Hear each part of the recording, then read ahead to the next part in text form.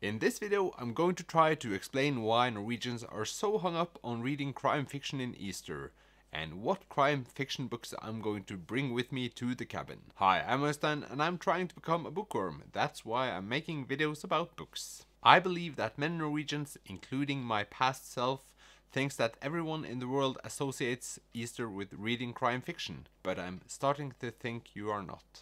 Because in Norway we have something called påskekrim, which translates to something like Easter crime fiction, or just Easter crime, but that sounds wrong. Påskekrim is basically just crime fiction you read in Easter.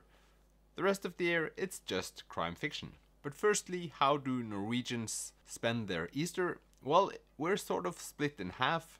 Half of Norway stays in the cities, just enjoying people being away. It's much calmer in the big cities in Easter, and that's just because the other half is away on their cabins. And here we ski, hike, eat, read, and play board games pretty much. I've already made a video about the cabin life in Norway, so you can check that out if you want to. So how did this crime fiction thing really start?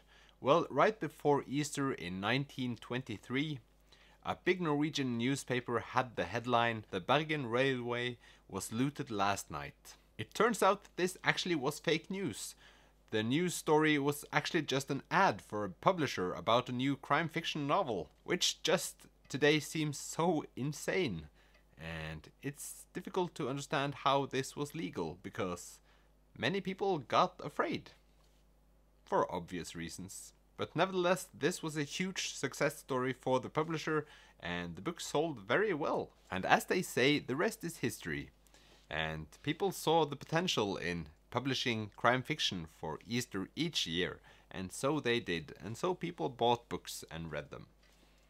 Which is a positive thing, but this is just such a big thing in Norwegian culture, thus all Norwegians, or nearly all Norwegians, think that this is just the way it is, all over the world.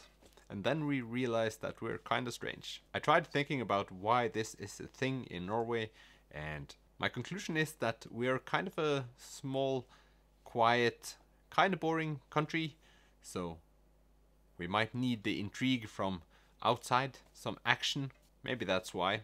And as I told you earlier, we're isolated in Easter, or many of us are, at our cabins, so it's a lot more dangerous reading crime fiction when you're all alone in the dark woods. But it started out as a marketing campaign, and I would say that I still believe that the marketing has something to do with it, because you can't really visit a bookstore nowadays without getting some crime fiction thrown at you. I also read a statement that I'm going to directly translate, and it said, "Norwegians have the world's longest Easter vacation, and crime fiction is vacation reads," or a type of book you read on vacation. I sort of get what he says, because crime fiction is often debated as being lightly read and thus not real literature, and so light reads are perfect for vacation, which I can agree with. But I haven't read that much crime fiction, so this will be my year to shine. That leads me over to what am I going to pack for this year's cabin trip. And the first one is Agatha Christie's And Then There Were None, just because I've watched Hercule Poirot every year since I was a little kid on television each Easter, and he is of course one of her characters. And this book is about people on a lonely island, and they disappear one at a time. So that's my first pick. This is the shortest one of the crime fiction novels I'm going to bring, so that will be an advantage for this book.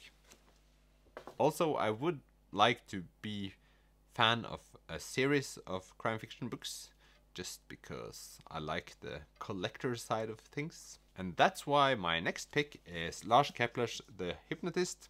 This is the first in the series of books about a detective, and this book is about a family of 4 where 3 of them are murdered, where the last one survives, and they're trying to discover why. Lars Kepler is a pseudonym for 2 Swedes, a married couple who writes books together. It's one of those authors that I have high expectations for. But this is a chunky one, it's about 500 pages, and I promised myself that this month I would only read books that I really wanted to read, and so far so good.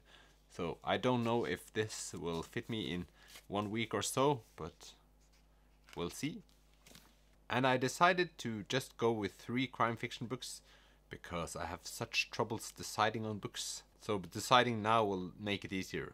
I've even told you, so I have to stick with my plan. The next book is Stefan Anheim, Victim Without a Face. This is also a Swedish author, and this one is the biggest of them all with over 600 pages. But I do believe that these kinds of books are books where the pages just fly on by. This book is very popular amongst the Norwegian bookstagrammers, and that's pretty much why I picked it up. I do like crime fiction on television, so I've just been thinking that if the book is popular enough, I will enjoy it. We will see. But this is the 3rd crime fiction book. If I'm adding them, this is the stack I'm bringing.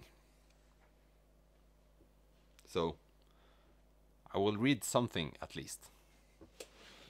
So now you know a little bit more about this weird little country and our traditions. And I just wanted to wish you all a happy holiday, if that's a thing also in Easter. And I hope you get to read a lot of books in Easter if you're so lucky that you have some spare time. And I will see you in the next one. I'm now going to pack for my cabin trip. Hooray! Bye!